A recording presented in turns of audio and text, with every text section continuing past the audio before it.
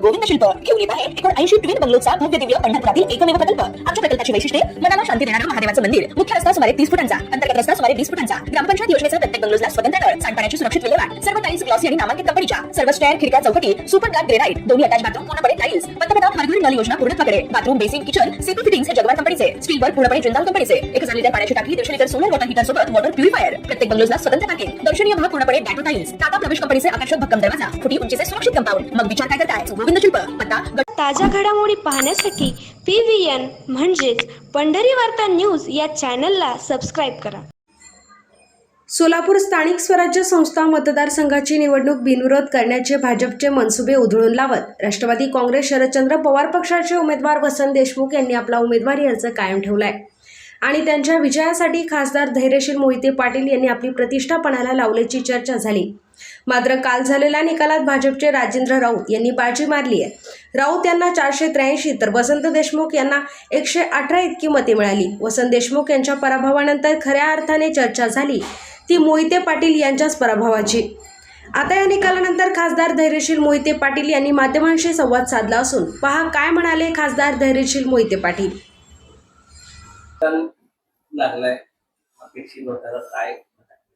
सुरुवातीला मी या ठिकाणी नवनिर्वाचित आमदार राऊत यांना अभिनंदन करतो आणि त्यांच्या हातून येत्या 6 वर्षामध्ये जिल्ह्याची विकास कामं त्यांनी दिलेल्या आश्वासाप्रमाणे पूर्ण व्हावं अशी अपेक्षा व्यक्त करतो आणि पुन्हा एकदा त्यांचं अभिनंदन करतो।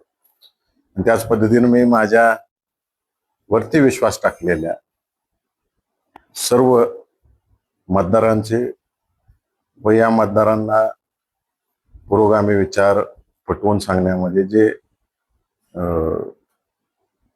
पुढे राहिले ती सर्व अदृश्य शक्ती यांचे मी आभार मानतो। या ठिकाणी मला आवर्जून या ठिकाणी आपल्याला सर्वांना सांगायचं आहे, घर बैठे तो लाचार कहलाएंगे, लड़कर हारे तो मिसाल बन जाएंगे। अशा पद्धतीने आम्ही सर्वजण लढलो। मी सुरुवातीपासून आपल्याला सगळ्यांना सांगत आलेलं आहे की लोकशाही मार्गाने सर्व इलेक्शन झाल्या पाहिजेत आणि माझ्या पक्षाचे अध्यक्ष आदरणीय शरदचंद्रजी पवार साहेबांच्या आदेशान्वये मी पुरोगामी विचार या जिल्ह्यामध्ये टिकला पाहिजे आणि तो टिकवण्याच्या दृष्टिकोनातून हे इलेक्शन लढलो। मला या ठिकाणी हिणवलं गेलं, 16 मतं आहेत त्यांच्याकडे फक्त, तर मी त्याच्यावरती 100 मतं अजून ऍड केलेली आहेत। 2 आकडे सुद्धा पार करणार नाहीत असं मला हिणवलं गेलं। वसंत नानांना या ठिकाणी 3 आकडे अंकात नेण्यात आम्ही यशस्वी झालेलं आहे। पुरोगामी विचार टिकवण्याच्या दृष्टिकोनातून यशस्वी झालेला आहे। आता इलेक्शन संपलेले आहेत, सगळ्यांनी मिळून या जिल्ह्याच्या विकासाच्या दृष्टिकोनातून आम्ही काम करू आणि जिथं जिथं पुरोगामी विचाराला तडा जातोय, जिथं जिथं काही चुका होते तिथं ठामपणाने आम्ही सर्वसामान्य जनतेसाठी रस्त्यावर उतरण्यासाठी कायम कटिबद्ध राहू। आणि त्याच्यावर या शब्दावर बरीच चर्चा झाली, नेमकं काय झालं? तुमचे कॅल्क्युलेशन बरोबर ठरले आणि किंवा कमी पडले, काय झालं असं वाटतं? माझी 16च मतं होती ना। अदृश्य शक्तीने काम केलेलं आहे आणि अदृश्य शक्तीनं काम करत असताना एक तुम्ही सगळ्यांनी लक्षात घेतलं पाहिजे की या जिल्ह्यातल्या मतदारांना, या स्थानिक स्वराज्य संस्थेतल्या मतदारांना ह्याच्यापूर्वी व्हॅल्यू दिली गेली का?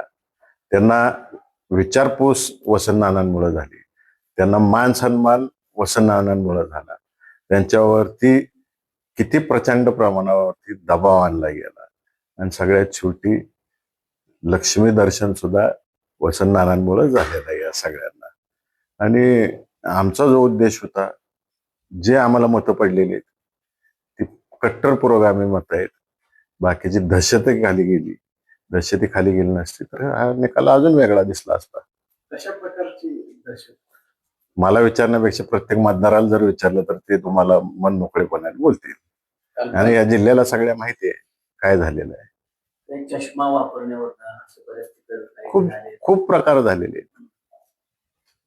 म्हणजे मतदान काय करताय हे त्याचं प्रूफ दाखवण्याचा काही प्रकार झाला असेल? लोकशाही मार्गाने इलेक्शन झालेलंच नाही. लोकशाही मार्गाने इलेक्शन झालं असतं तर वेगळा निकाल असता, परंतु आता निकाल झालेला आहे, त्याच्यावर चर्चा करत बसण्यात अर्थ नाही. आता ते सत्ताधारी पक्षात आहेत, त्यांनी सत्तेच्या माध्यमातून जिल्ह्याचा विकास करावा. जिथं जिथं त्यांच्या उणीवा निघतील तिथं तिथं आम्ही विरोधी पक्ष म्हणून ठामपणाने या जिल्ह्यातल्या जनतेच्या मागे उभं राहू. अदृश्य शक्ती जिल्ह्यात आता कायमची अदृश्य होती. अदृश्य शक्ती कधी नाहीशी होत नाही, ती अदृश्यच असते. आणि त्याला सायंटिफिकल अदृश्य शक्ती घ्या किंवा आध्यात्मिक अदृश्य शक्ती घ्या, कुठल्याही अदृश्य शक्तीला एक ताकद आहे, ती वेळेस आपली ताकद दाखवून देते. 500 पारचा महाविकास आणि 118 पडली म्हणजे महायुतीची मतं महाविकास आघाडी हा का मतं कुठली फुटली काय फुटली यांना मागण्यापेक्षा पुरोगामी विचाराला साथ दिलेली ती मतं आहेत वसंतनानांना पडलेली. राजेंद्र म्हटलं की खरं तर घरातला उमेदवार मोठे पाठवले विरोधी पक्षातली लोकांचं असं आहे की ते वातावरणानुसार बोलतात. घरातला उमेदवार उभा केला असता तरी सगळे म्हणले असते त्यांना दुसऱ्याला पदच द्यायची नाही, त्यांच्याकडे माणसंच नाही, फक्त घरातच पाहिजेत सगळी पद. आता सर्वसामान्य ज्यांना प्रदीर्घ असा अनुभव जिल्हा परिषदेचा, पंचायत समितीचा, मार्केट कमिटीचा, साखर कारखान्याचा, सहकाराचा अनुभव असलेला माणूस, ज्याचा जिल्ह्यात एकमेकाशी संबंध आहे, असा माणूस दिला तर हे म्हणता येईल घरातला दिला. ठीक आहे, किरकोळ गोष्टी आहेत, काय तर कारण पाहिजे. निवडणूक ही कायम मोहिते पाटील केंद्रितच राहते, त्यांना दुसऱ्या विषयावर बोलताच येत नाही. बघेल तेव्हा आमच्यावरच बोलायचं, जिल्ह्यासाठी काय करणार ह्याच्यावर कोण काय बोलत नाही. मी घालायच नाही का गॉगल? सर्वसामान्य माणसं घालतात गॉगल, उन्हात चालत असताना गॉगल घालायचं का नाही? मी घरात गॉगल घालून बसलो तर गोष्ट वेगळी आहे. भर उन्हात 1-12 वाजता जर मी एखाद्या बूथवर व्हिजिट करत असेल, गाडीत बसताना उतरताना, घालू नाही का? सर्वसामान्य माणसं सुद्धा गॉगल घालतात. आमदार जानकरांना राष्ट्रवादी सांभाळून घेणार. मी मागेच सांगितलेलं आहे, या जिल्ह्यातील जे काही पक्षाचे पदाधिकारी असतील या बाबतीतले सर्वस्वी निर्णय आदरणीय पवार साहेब त्या ठिकाणी घेतील. काल राजाभाऊंनी पालकमंत्री म्हणाले की आता विधान परिषद निवडणूक झाली, आता डीसीसी बँकेची निवडणूक आहे, त्यामध्ये आणखी त्यांनी यावं मैदानामध्ये आम्ही असं आव्हान दिलं. हो, लागू द्या की त्यावेळेस बघू त्या गोष्टी. कारण या जिल्ह्याला साकारायची वेगळी चळवळ आहे, ती वेगळ्या माध्यमातून लढली जाते. ज्या त्या डीसीसी बँकेवर विषय की डीसीसी बँकेवर बरेच आरोप प्रत्यारोप झाले. राऊत त्यावेळेस म्हणले होते की इलेक्शन मध्ये मी मांडतो डीसीसी बँकेमध्ये नक्की काय झालं. त्यांना सगळ्या गोष्टी मांडायची मोकळी काय आज नाही, अनेक वर्षापासून ते विरोधी पक्षात होते, आम्ही सत्तेत होतो, त्यावेळेसपासून ते मांडतायत. आज ते सत्तेत आहेत, आम्ही विरोधी पक्षात आहेत, त्यांना सर्वस्वी अधिकार आहेत सगळे मांडायचे. काय हरकत नाही त्यांनी सगळ्या गोष्टी मांडायला. सुपरलँड तुमच्याकडे मोठी दुर्गती आहे, 700-500 कोटी ते त्यांनी भरावे म्हणून बँक चांगली चालेल. बँक कधीपर्यंत कशा चाललेल्या आहेत हे जिल्ह्यातल्या जनतेला माहिती आहे. सगळ्यात मोठी कर्जमाफी कोणाच्या काळात झाली हे जिल्ह्याला माहिती आहे. सगळ्यात जास्त ठेवी कोणाच्या काळात झाल्या हे जिल्ह्याला माहिती आहे. आणि कोणामुळे कोणाला काय त्रास झालेले आहेत हे सुद्धा जिल्ह्याला माहिती आहे. आणि निश्चितच जे काय ते आकडेवारी सांगतायत या सगळ्या न्यायप्रविष्ट बाबी आहेत. जे कोर्टाचे निकाल असतील ते सगळ्यांना बंधनकारक असतील आणि त्याला आम्ही बंधनकारक असू. विजय चौकात सभा घेऊन पालकमंत्री म्हणतात सभा घ्यायला तुम्ही जाऊ नका, त्याच्यामुळे पालकमंत्री त्या दोघांनाच माहित. आणि मी मागच सांगितले, आमची अकलूज नगरी ही लोकशाहीला मानणारी अकलूज नगरी आहे. गेल्या 50-60 वर्षामध्ये अनेक सभा या ठिकाणी झाल्या, सत्ताधारी झाल्या, विरोधी पक्ष नेत्यांच्या झाल्या, सगळ्यांचं स्वागत केलेलं आहे. लोकशाहीची वैचारिक बैठक असलेलं गाव आहे, त्यामुळे आमच्याकडून कायम स्वागतच आहे सगळ्यांचं या ठिकाणी. पालकमंत्र्यांच्या नाराजीची मतं आहेत, त्यातून असं सगळं त्यांनी शोधायचं काय झाले काय नाही. आमची 16च होती ना. ते म्हणत होते मोहिते पाटलांचा करिश्मा आता काय राहिलेला नाहीये, जिल्ह्याचे नेतृत्व का म्हणताय असं त्यांचा प्रश्न होता. आता काय मेसेज जातो? जनता ठरवल ना कुणाचा करिश्मा ठेवायचा आहे नाही ठेवायचा आहे. मागाशी सांगितल्याप्रमाणे की किती दबाव केले, किती काय केले, मतदारांना जाऊन विचारा एकदा तुम्ही सगळं काय काय घटना घडलेल्या आहेत, कशा पद्धतीनं घडलेल्या आहेत. तुम्ही समाधानी पूर्ण ही जी काही मी पूर्ण समाधानी आहे. माझ्यावर जो विश्वास टाकला होता मतदारांनी, या जिल्ह्यातल्या जनतेने मला निवडून दिले, त्यांचा जो विचार आहे तो विचार टिकवण्यात मी यशस्वी झालो.